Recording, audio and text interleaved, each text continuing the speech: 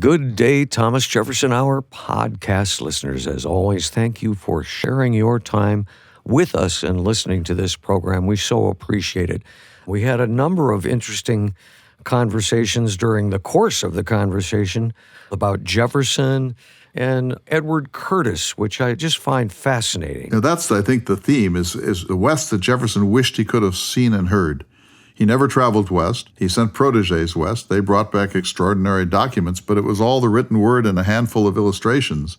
If he had been able to see the photographs of Edward S. Curtis, I think Jefferson would have felt that it was one of the supreme moments of his life because, as you know, David, a lot of people have photographed Native Americans. It's a pretty distinguished area, and recorded their songs too, and done ethnography and illustration and painting. But Curtis got through the surface, and really you feel as if you're there. You feel as if it's more than an image of a face. What's striking about it is how he got what Theodore Roosevelt in his foreword to the North American Indian called the inner life, that he somehow got in.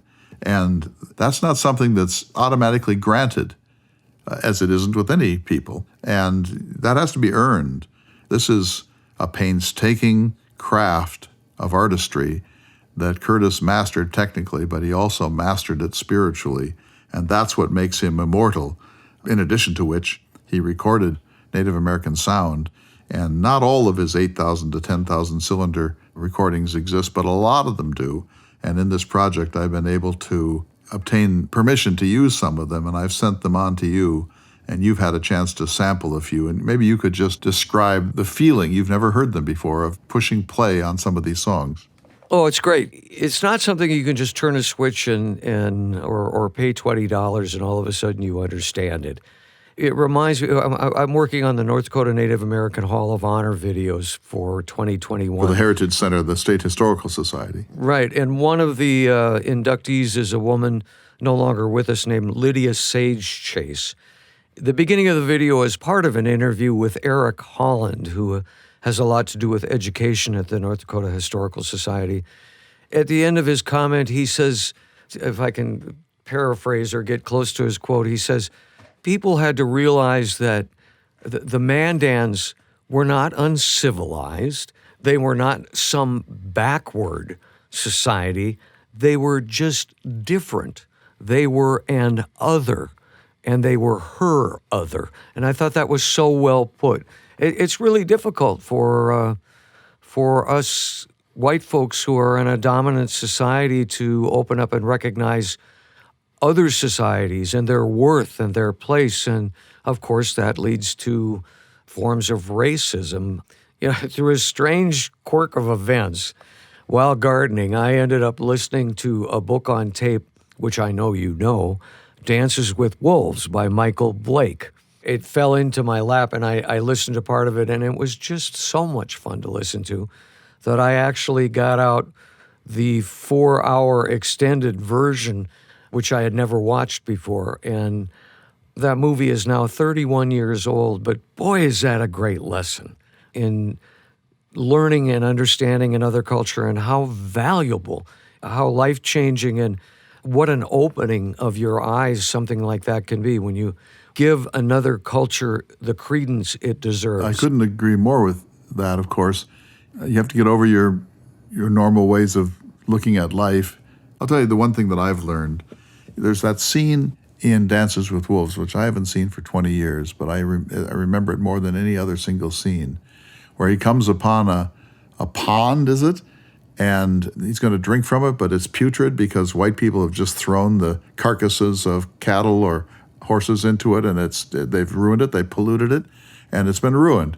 And he realizes, oh, this is sort of the waste and profligacy and indifference and hostility to nature that is somehow central to at least one part of white American civilization. And Native peoples are, of course, capable of waste and pollution too. We shouldn't romanticize it too much. But the fact is that they had really extraordinary spiritual restraining mechanisms in their cultures that prize sustainabilities. And there was a gratitude system in Native American culture that we only really show at grace or on Thanksgiving. but it was a sense that everything is connected to everything, and if you adjust something at this end, it's going to have implications, both good or potentially bad, at the other end of the life cycle, and that therefore it's in your interest to think about it and to meditate it and to pray about it and to align yourself with forces that are bigger than humans, and that humans, although they may be the most interesting of all the creatures, not by much, and that doesn't mean that other creatures don't have consciousness and spiritual lives and powers that it's in our interest to try to make sense of. And so that scene in particular, it made me self-disgusted. I got to think about Jefferson. He wanted American citizens to be dependent upon nature by being, self-sufficient farmers. And if farmers aren't dependent on nature, I don't know who would be. Native Americans of that time were completely dependent upon nature. Without the earth and the animals on the earth, that was their way to survive, their sustenance. So of course they had respect for it. Our culture now, you go to a grocery store and buy food and you have no idea where it came from. People buy meat without even thinking that, an animal died for this. What we've done is maybe it's Jeffersonian, we've removed ourselves from nature and we're in a cocoon. So why do we have to be responsible? It's enabled a lot. It cuts both ways. There's a great book on this subject called The Reenchantment of the World by Morris Berman, and it cuts both ways. In the 17th century, we began to distance ourselves from what's known as participatory consciousness, or a tightness with nature, and it allowed us to do amazing things, put men on the moon and, crack the DNA code. And it's been an amazing thing what we've done by abstracting ourselves from that kind of participatory consciousness, but at the same time, it's created havoc. And so we have a very complex relationship with the natural world, and it's fascinating. And of course, Jefferson lived in a much more primitive technology, a 3-mile-per-hour world, and yet it was fascinating and sometimes overwhelming to indigenous peoples. And Lewis and Clark took advantage of that when they fired their air gun, or threw phosphorescent matches into the fire, or used a magnifying glass to light a twig on fire. They had technologies that native peoples didn't have, and they used them to overawe their hosts and to win a kind of admiration for the technological wizardry, which the native people said that must reflect their power as people. It's not just a technology, it reflects their power as a people. This is a long, long, fascinating history, and you and I get to be part of it because we spend every week talking about Jefferson. We spend a lot of time talking about Lewis and Clark.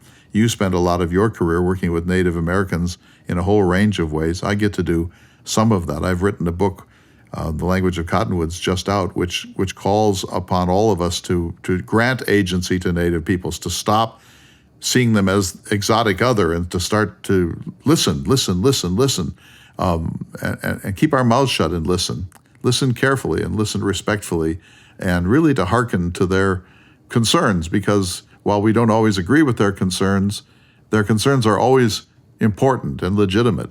So yes, it's fascinating what you and I get to do, and the fact that we get to haul Jefferson along with us, all the better. I want to thank everybody again for listening. If you have the wherewithal or desire to support the show, please go to jeffersonhour.com, click on donate. There's a number of ways to do that. We have no corporate sponsors, and I doubt we ever will. And that's not because we haven't had offers. It's just the way we roll. And with that, sir, I'll hand it to you. I so appreciate our listeners, and we get the most interesting letters. Yeah. Amazing. So let's listen to this program. You can go to jeffersonhour.com for all the merch and the books especially, and to sign up for trips. And if you want me to sign a copy of any of my books, just write to us via the jeffersonhour.com email, and our staff will get those books right out to you. Very good. Shall we go to the show? Let's do it, sir. Good day, citizens, and welcome to the Thomas Jefferson Hour, your weekly conversation with President Thomas Jefferson. This week, however, our conversation will be with the creator of the Thomas Jefferson Hour, the award-winning humanities scholar and author, Mr. Clay Jenkinson. I'm your host, David Swenson, and Clay, as always, it's so very good to talk to you, sir. It is great to be here with you, David, the semi-permanent guest host of the Thomas Jefferson Hour. I bring you greetings from my field trips on the Lewis and Clark Trail of Jefferson Hour listeners and fans. It is such a pleasure to meet people who are listeners to the Jefferson Hour. I find out wonderful stories about where they listen, why they listen, how long they've listened, what they like or don't like. Then I can put faces to the audience. It's hard to envision who's listening out there, but when I meet these people, it gives me great joy. I was hoping this week we could begin our conversation with a bit of housekeeping. Would that be all right, sir? Of course. There are a number of folks who have sent questions in. One about an upcoming Chicago appearance with John Williams. This is a program I do every year with my dear friend John Williams of WGN Radio in Chicago. I think we've been working together for more than 20 years, once or twice or three times per annum. He's a wonderful interviewer. He has a daily, really intelligent call-in talk show on WGN Chicago. And so this one is planned for Saturday, October 30th at 10 a.m. In Chicago, in a suburb of Chicago. You must have tickets, and they can be had by contacting WGN Radio in Chicago. And we usually have 900 or 1,000 people in attendance. And this year the program will be about Thomas Jefferson and where things stand in American democracy. So I urge everyone in the Chicago area who's interested to come.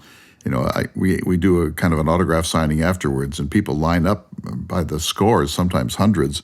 And they get to the front, and I'm ready to shake their hand. And then they say, "John, we love your show, but when you talked about the Chicago World's Fair, I think you missed something." And so they're not there to see me. They're there to meet their hero, John Williams, who's just a superb man. Yeah, I've heard a couple of those programs, and they're delightful. If you're interested in more specific information, you can always go to jeffersonhour.com.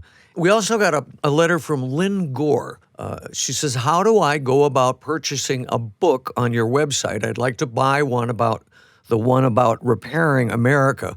I have a friend who is a former legislative leader named Lynn Kessler of the Washington State House of Representatives. She worked so hard on civility and was great about working across the aisle and respecting all others, regardless of party affiliation. I think she would appreciate your point of view and what you have to say in your book. I'd like to purchase it for her. Thank you, Lynn." I have a copy right in front of me. Be glad to sign it for her. All you need to do is go to jeffersonhour.com and write us a letter on the email that is provided there. Tell us what you want, how I should sign it, and then our staff, small though it is, will immediately get that book out to you, and you can arrange for PayPal or some form of payment for it. And so it's the simplest thing in the world. And anybody else who wants to read that book, Repairing Jefferson's America, or my newest book, The Language of Cottonwoods, Essays on the Future of North Dakota, or for that matter, any other of the books that I have written, need only go to jeffersonhour.com and make your wishes known, and we will take care of it. I have another one about repairing Jefferson's America. This one's from Glenn Harris, and he says, "We have not heard any recent updates on how the legislative initiative is progressing." Maybe you could explain to people what that is. We need a few more states. I think we're up to 15, plus the United States Congress. So Michael Kandawar, our great friend from Norfolk, made it possible for us to give a copy to every member of the Congress of the United States. That's 535 copies. It was something of a logistical challenge, but we got it done. And I'm hoping sometime in maybe the 24th century to hear back from some of those legislators. But we've had 15 states, Colorado and California and Texas and others, and we want all of them. It would be my dream to get a copy of this book into the hands of every legislator in the country, or if you prefer your city council or your county government or your school board, we'd be happy to do that too. I wrote the book a couple of years ago. It was published in the year 2021. It's a guide to repairing the country one person at a time or one legislature at a time. The idea is that Jefferson is not faring particularly well in biographical circles because of slavery and Sally Hemings and Native Americans, etc. But his ideas, his Jeffersonian ideas that humans are rational beings who can see the world through books, who can argue through civility, who can work by majority rule, who base their decisions on science, not superstition, who try to live with beauty in every way around them, who are unendingly generous and sympathetic towards their friends in good times and in bad, etc. Those Jeffersonian qualities, also, by the way, the qualities of the Enlightenment, I think are what we most need as we try to repair this broken fabric of the American Republic. And so the book is about how each one of us can become more Jeffersonian and then exemplify that set of Jeffersonian values in the world around us, however small or large it might be. And so my dream has been to put one into the hands of every legislator in the country. We make them available at cost, and then the rest is just a matter of getting them shipped to the proper legislative body. So I'd like to finish it off, if we possibly can. I do honestly believe that the country is in greater danger in the late summer of 2021 than it has been at any point in my lifetime. The paralysis, the polarization, the ad hominem attacks. I worry about whether my daughter and her daughter will be able to live in a real republic. And so the book, Repairing Jefferson's America, is my small attempt to counter that by saying we probably can't fix the whole thing at once, but I can fix myself perhaps, and you, David Swenson, can fix yourself perhaps, and others. And by doing so, as Jefferson pointed out, we create a small ameliorative ripple effect that could wind up creating a movement. You know, I think often of all you've taught me about Jefferson and his ability to command attention. As you've said often, he wasn't a public speaker, was not one of these bombastic, loud voices that gains everybody's attention through volume, but he did gain attention from people through his wisdom and his quiet presentations. Can you talk about that? Jefferson was a shy man, even a private and sometimes a secretive one. So far as we can tell, he didn't have the usual sort of political ego that you associate with someone like Lyndon Johnson, say, or even Alexander Hamilton. He was meek in his public presence, and this puzzled people. When he gave his first inaugural address on March 4th, 1801, he mumbled, and nobody could really hear what it was that he was trying to say. He preferred to write private letters rather than speak publicly. He said he could not in public raise his voice above the level of a whisper. And so here is a person who's not really suited to the work of a political career. He didn't really have the skills, the chops, or even the ambition or the drive. But what he did have was a vision of this country. And that vision was derived from the principles of the Enlightenment. And he learned those principles relatively early in his life, between the ages of about 15 and 25, because he was such a omnivore as a reader. And he read 12, 14, 15 hours per day for much of those years, and knew 7 languages, 3 ancient and 4 modern, and made it his business to know what there was to know about the great subjects that were available to him in his time. And using that foundation, he then made a series of pronouncements, but they were often muted and written in state papers or private letters or, say, his inaugural addresses, rather than from the stump, as we would perhaps expect today. You know, he never made a public appearance as President of the United States that required him to give a speech, except his 2 inaugural addresses. He never left Washington to tour the country. He didn't go to a rally somewhere and speak from the podium. That wasn't the style of that period in American history, and it certainly wasn't the style of Thomas Jefferson. So what he believed was that he spoke the truth, that what he said represented the great, even vast majority of the American people, that by articulating the aspirations of a free people, he was setting a bar that would challenge all of us to live up to it.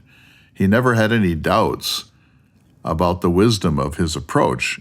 He believed that the Federalist approach, the other way, the other party, represented a very strong, powerful, and loud minority but that the vast majority of the American people wanted kind of a simpler nation, more lightly governed, more locally governed, and they wanted to live their lives as much as possible without any connection to a formal polity, to a formal government. And of course, he believed that farming, that the agrarian vision was the right one for this republic. And so all of those represent Jefferson's core values. And he had a prose style that was relatively perfect, compared to almost anybody else except perhaps Abraham Lincoln. Jefferson emerges as the finest writer of all of the presidents of the United States. And so it was his pen.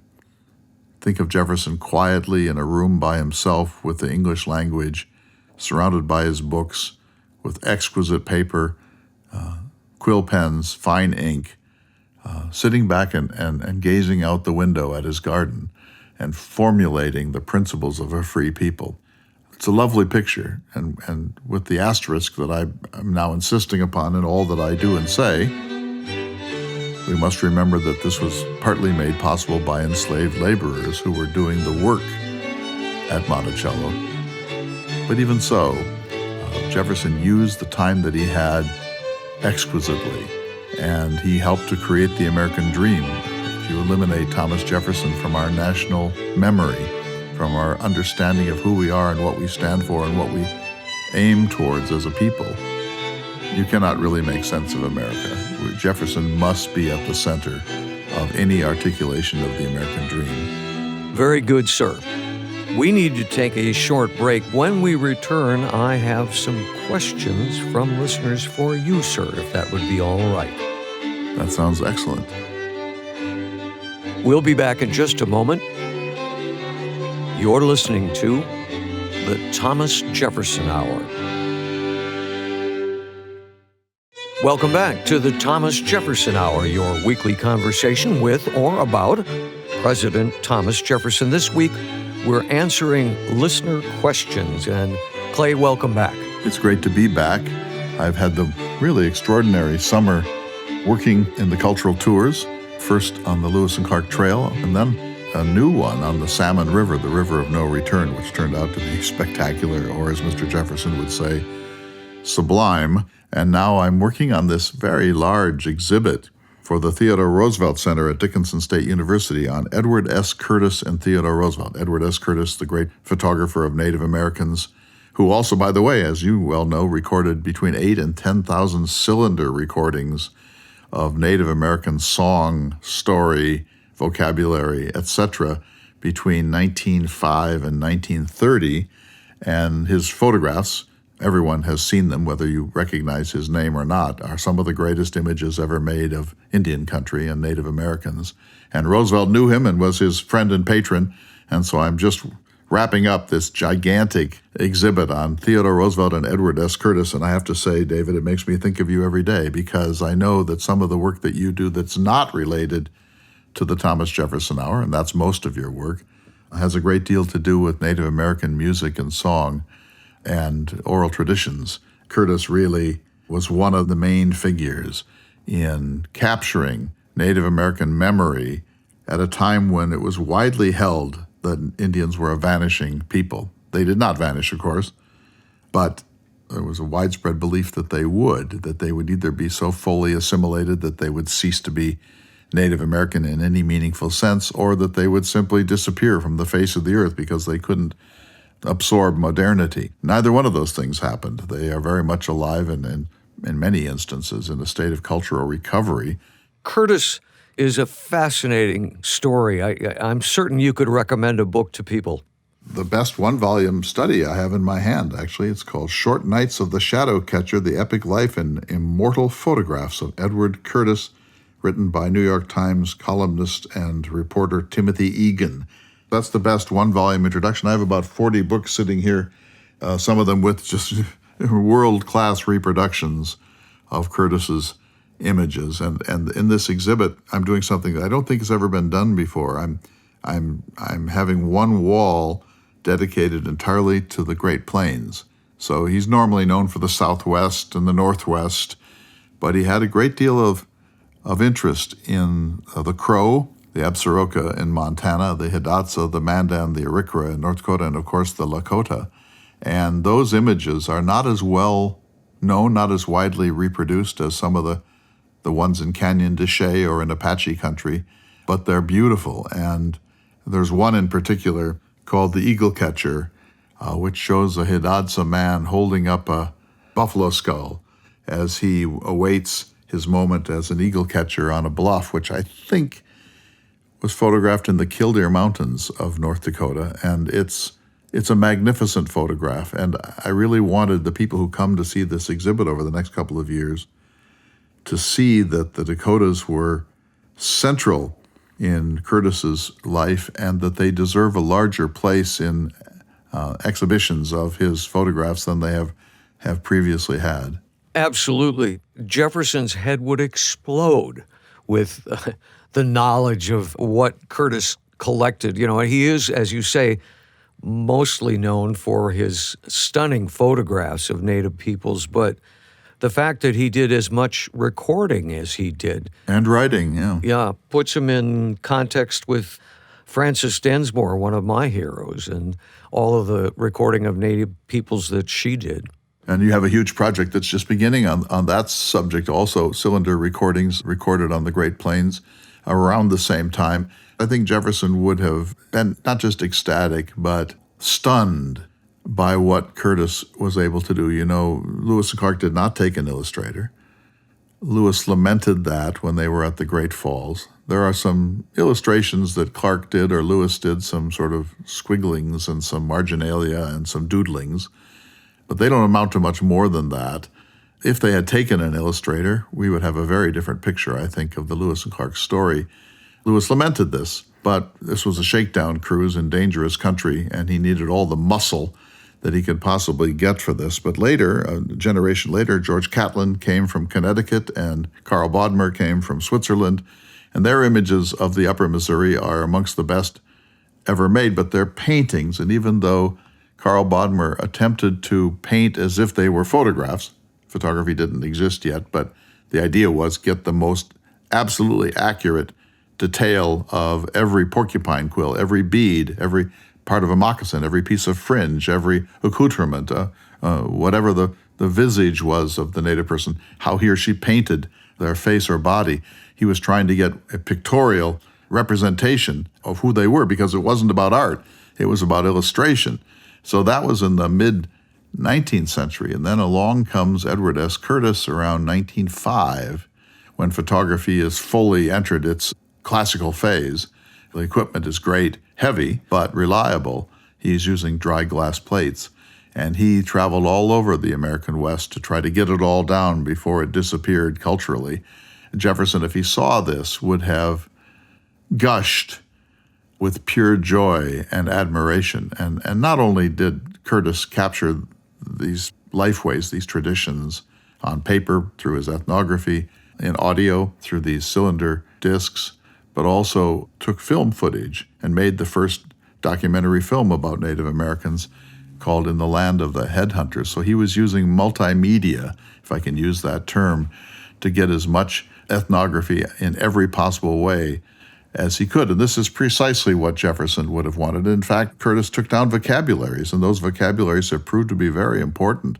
They're in the massive 20-volume set, The North American Indian, which he himself produced with the help of Roosevelt and J.P. Morgan. So this is what we wish there had been technology in place for in 1805, but it just wasn't possible until much later after Jefferson's death.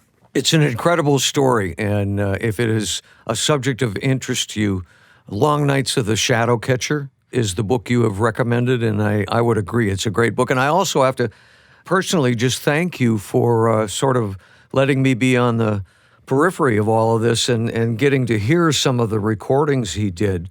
They're phenomenal. I sent you via Indiana University the raw recordings, and you were remastering a few for our big symposium at the Theodore Roosevelt Center in Dickinson at the end of September. But we'll have all of them eventually on our kiosks there. But when you push play and you hear that kind of scratchy, distant sound of Native American voices and song and drums. You just can't even believe that we had technology in 1910 to capture that music. There's an eeriness to it. Of course, I can't understand any of it except from a sort of aesthetic point of view, but not for its significance, although they're well labeled. He did his work. And he sometimes even transcribes songs using musical notation in the 20 volumes of the North American Indian. But here's what's interesting to me about your connect with it. In volume 5 of the North American Indian, which is the Hidatsa, the Mandan, and the Arikara, he has a photograph of scattered corn. This would have been taken 1908, maybe, in North Dakota at the Fort Berthold Indian Reservation. And scattered corn is a name that a number of women may have held, but if this is the scattered corn, she's the one whose songs you have had a connection to. Yeah, that is a long story. You've recorded a young Native American woman who sang a song that you recognized from your own work with Frances Densmore. Scattered Corn was a musician, among other things, and late in her life she was recorded. She was old enough that she might have arguably been around when Lewis and Clark passed through in 1804 or 1806. Even if she wasn't, this connects us so closely to the opening of the American West, beginning with the Lewis and Clark expedition, and to think that these ingenious Mandan, as Thomas Jefferson called them, and Hidatsa were corn growers. They had a number of varieties of corn. They were master farmers. They farmed down in the bottomlands right along the Missouri River, which flooded every year, just enough to give them great new nutrition. And they built these scaffolds in the cornfields, and young women, particularly, belonging to corn clans and other agricultural clans, would climb up on these scaffolds and sing to the corn, to sing to the corn to grow, to sing to the corn to protect it from predation, to sing to the corn in gratitude for what corn could bring to them and their trade network by way of these huge storage facilities that they built underground at their Earth Lodge villages. When I hear that story, I am automatically just drawn into it and think, what kind of a culture was it that produced these songs to plants? And they didn't do it the way you and I might do it, for fun. They did it because they believed that it mattered, that if you sing to the corn will be glad. We cared for our corn as if it were a child, is the line. It's just so lovely, so lovely. So anyway, Curtis is endlessly amazing. The North American Indian, by the way, the entire project is online at Northwestern University, free. You can capture and download the photographs and read the ethnography and look at the music, and you can go, if you wish, to Volume 5 and see Scattered Corn right there, photographed by none other than Edward S. Curtis around 1908 on the plains of North Dakota. Jefferson would be like, give me more, give me more. I can't imagine how astounded he would be were he able to see all of this. But this leads me into another listener letter. It comes from Jack Preston, who is a 94-year-old gardener. He writes, every time I join the Jefferson Hour broadcasts, I become a mentally responding participant. During my fairly recent discovery of the three of you, Jefferson included, I have composed various thoughts to you. After listening to gardening, I have set myself to composing a jumble of thoughts. I will start from the show 1450 Companionable Gardening Program with a poem. Oh my. Now at 94, I have let nature go ahead with its autonomous transformation of my garden. I think you can relate to that. I can relate to that. And then he includes a very long poem, which we really don't have time to read the whole thing, but it's great. And the first verse reads, Garden, I thought that all of you had gone away, neglected by this aged porch gardener. You all, purple parasol asters, gold star rudbeckia and your buddies, departed, your roots seized, invaded by your controlling neighbors, clumps of sedum, you are suffocating under grass. Isn't that great? What a guy. Thank you so much, John. Wonderful. What a lovely affirmation. You know, gardening was so central to Jefferson's happiness. He was growing for the table to store food. and he had a very large number of people to feed, his immediate family, guests who really inundated Monticello between 1809 and 1826, and then, of course, his enslaved workers who had to be fed too. This was a huge undertaking, but for Jefferson, the utilitarian was less interesting than the joy. The joy was to go out there in the cool of the evening and see what's growing, what's red, what's green, what's yellow, what's blooming, what failed this year. Jefferson was fascinated by the idea that nature with a capital N produced bounty. It produced the wherewithal for humans to thrive on earth if they worked at it and they were modest in their expectations. That the farmer-gardener was for Jefferson the central citizen. He had in mind a nation of farmer citizens, perhaps, and he believed that as long as that was central to us, we would be free and happy and independent. And once we started to crowd into cities or to abstract ourselves from nature with a capital N, we would be less happy and less virtuous, and we would govern ourselves less well. The more time you spend with your hands in the soil, even if it's on your porch with a 5-gallon pot and a tomato, the more you connect to the deeper dynamics of the world and feel in some little sense independent when you eat that tomato or roast that ear of corn. So I think Jefferson was right, and I think this is something that we've forgotten. I walked over the weekend, David, 12 miles. I'm getting ready for a really insane hike at Mount Whitney. So I walked from Fort Lincoln home, distance of about 12 miles, and here's what I discovered. We live in unspeakable noise. I was listening to a book, Charles Dickens' novel, with my little earbuds, and walking along hour after hour, and it was almost impossible, even at a large volume, to hear this recording because vehicles went by, many of them with no muffler or inadequate mufflers, roaring around.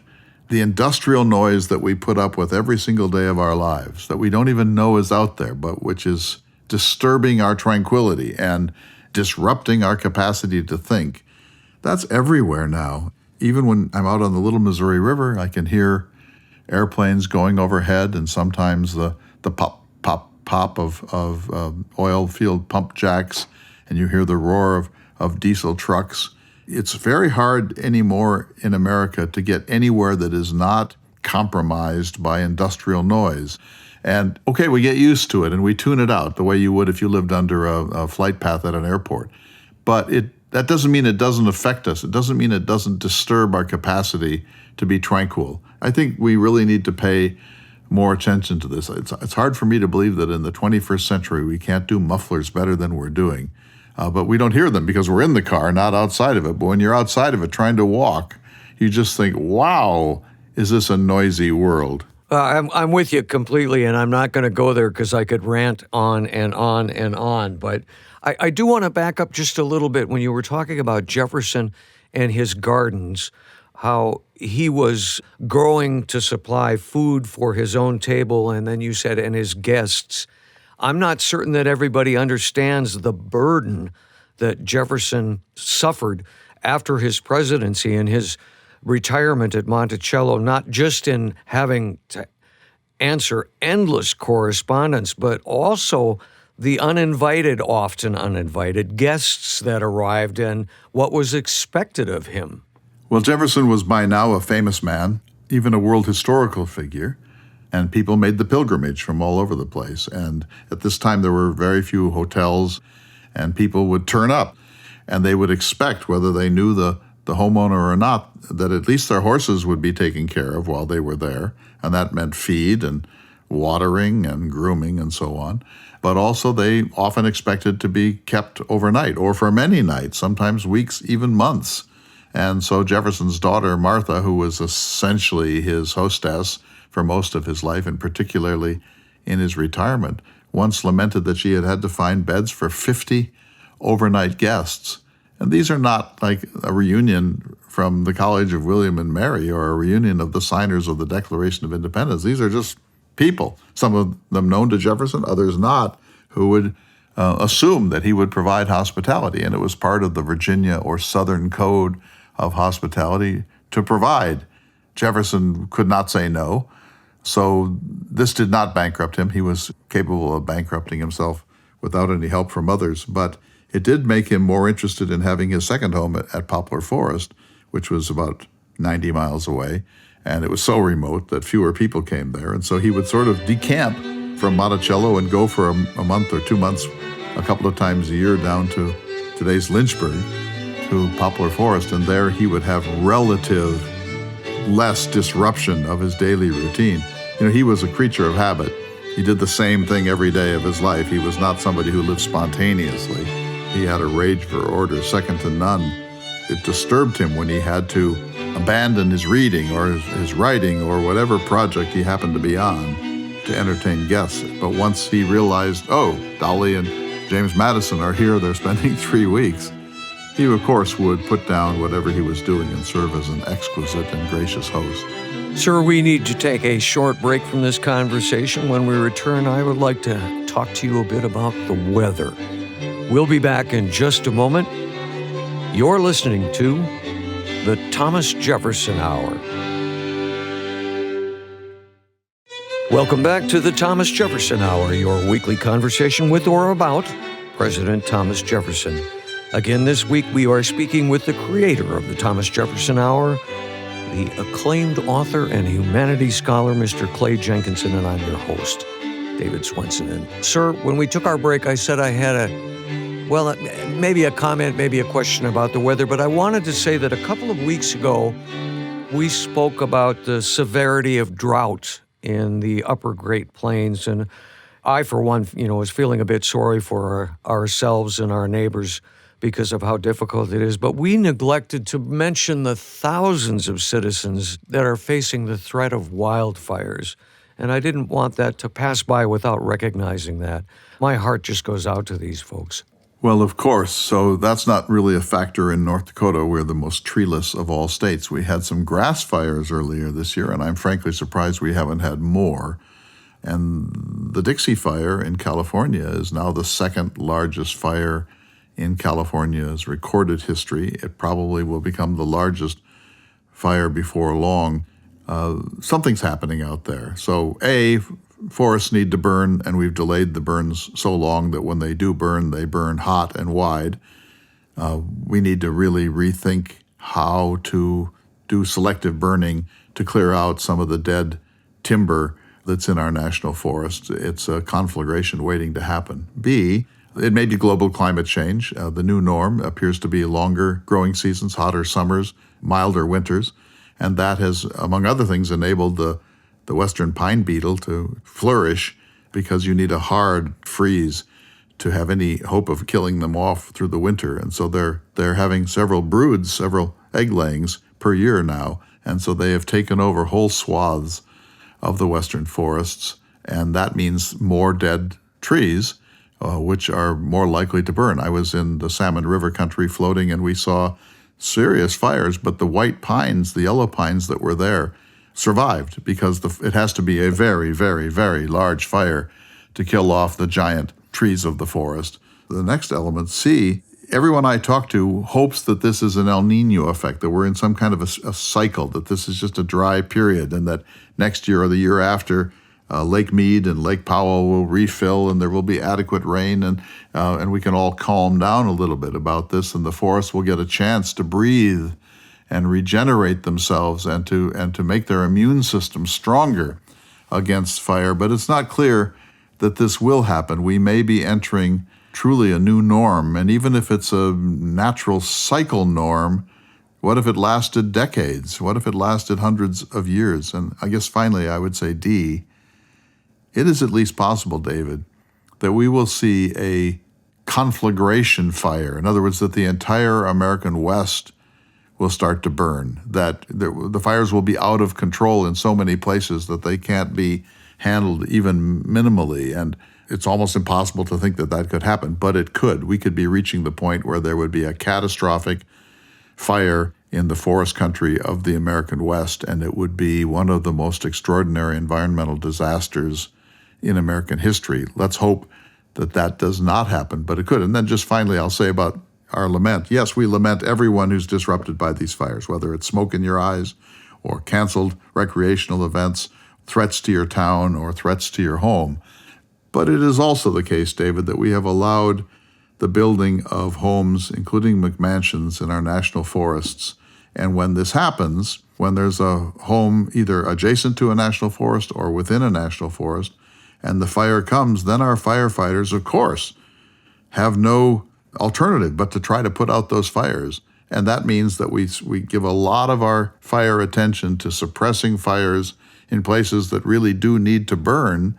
And this enormously complicates the work of the firefighting community. And there's not much to be done about it. It is what it is. But if these were forests that had no human homes in them, from cabins to McMansions, managing the fires in the American West would be dramatically easier than it now is. Along with you, I hope that this is cyclical and it's a short cycle.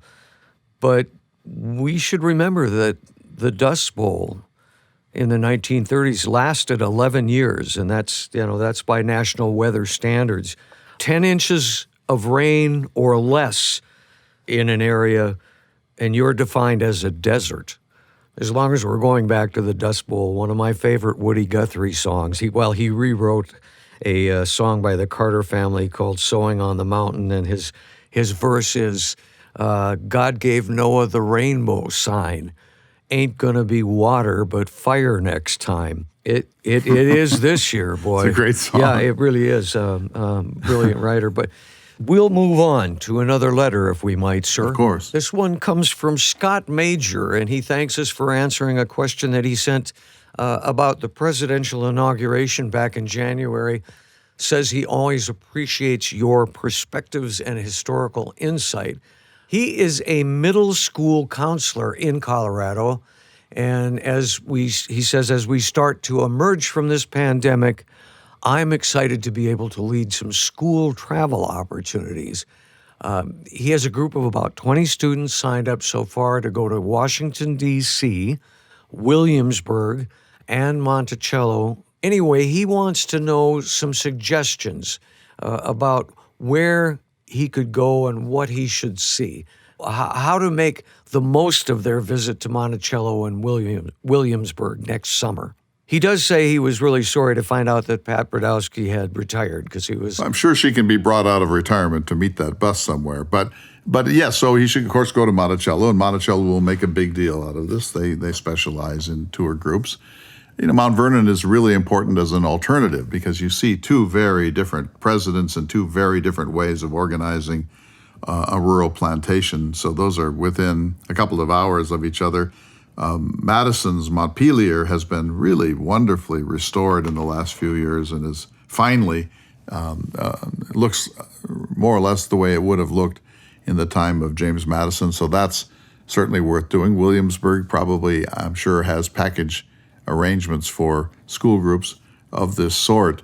I won't suggest wineries since this is middle school students, but there are some things that relate to the American West, including Lewis and Clark. There's a Lewis and Clark Interpretive Center in Charlottesville. So, these are really easy suggestions, but I love it that he wants to do this. It's a big undertaking, being and I don't mean any irreverence, but being a counselor for people in middle school, that's a critical moment in the lives of young people. That's when you're transitioning from the 9-year-old who loves dinosaurs to the 13-year-old who hates life. And it's really important that this be done by people with great patience and love and understanding and commitment to the struggles that we all went through at that age. And I deeply admire what he's doing. I couldn't do it myself. I don't think you could either. I'm not certain I could. The last line of his letter is that he wanted to hear from an expert on what things might make a day trip to Monticello unique and especially memorable. Now, I've only been to Monticello once, and I will never forget it. Driving up there's a small museum. I believe it's still there when you come to the entrance. Yes. And you must go through that. That actually was inspiration for the very first Thomas Jefferson Hour I ever semi-permanently hosted, which was about technology. because there were all of these items and artifacts of Jefferson's technology, sunglasses and surveyor's chains. You recall? His ivory sheets on his notebook made of ivory sheets that he wrote with a pencil on, and so his bifocals and all the gimcracks and minor inventions and accoutrements of Jefferson's life are brilliantly displayed in that interpretive center entrance. It's changed a little since your time there, but only in ways that are even richer in their introduction to the great man. Well, and I'm certain, too, that, as you say, Monticello looks at these school groups with, I would hope, affection and interest, and makes certain that their tours there are well handled. And you have a chance to wander the gardens, which are magnificent, and the gardeners there will serve as guides and docents. The flower gardens, especially on the west side of Monticello, are world-class. The lawn is such that you can run around and play Frisbee on it if you have that option. It's a beautiful place in every way. And, of course, Monticello leads the world in interpretive sophistication, and they have embraced, under the last two directors, the question of race and slavery in a really extraordinary and proactive way. And I think that's essential now in any future tour of Williamsburg, Mount Vernon, Monticello, or any other place that was at one time a working slave plantation. Finally, we got a question from an anonymous listener, but I want to read it to you. It's actually about Calvin Coolidge, who in his speech on the 150th anniversary of the Declaration of Independence, Coolidge said, Thomas Jefferson, who had acknowledged that his best ideas of democracy had been secured at church meetings. Do you know where Coolidge got this from? Is that accurate? No. Coolidge was distantly related to Jefferson by marriage. So one of Jefferson's granddaughters married a Coolidge and moved to Boston. There's so many ideas and quotations attributed to Jefferson. And so far as I know, that is not one of them. Jefferson took his ideas from nature with a capital N by observing it, and from books of the Enlightenment, like Montesquieu's The Spirit of the Laws, or Adam Smith's Wealth of Nations. Jefferson was bookish, and he was an occasional churchgoer, but he went more as a sense of social obligation and conformity than he went as a believer. He was not, so far as we can tell, an actual Christian believer, if by Christian we mean Jesus was the Christ, died, was buried, rose bodily to heaven on the third day. That Jefferson rejected, or at least viewed with enormous skepticism. So I don't think that Jefferson learned his precepts in church, although I'm sure he would say, sort of along the lines of the book, Everything I Learned in Kindergarten, that these basic little precepts of love thy neighbor as thyself, forgive thy enemies, turn the other cheek, love God with all your heart, the meek shall inherit the earth, those principles of Jesus, not very widely practiced in our time, would have struck Jefferson as not just extraordinary, but extraordinary because they reflect natural law. In other words, love thy neighbor as thyself really means grant agency to every other person in the world, including people you don't particularly like. But you have to grant them agency. You have to respect them. You have to accept their legitimacy as other human beings with other points of view. So many of Jefferson's adult principles, because he believed so strongly in natural law, would have been based on the same sorts of principles that Jesus apparently adumbrated long ago at the beginning of modern Western civilization. We do have time for one more. This one comes from Brad Moore. Actually, it's addressed to Mr. Jefferson, but I'd like your take on it. He asks, would you please discuss your relationship with John Quincy Adams?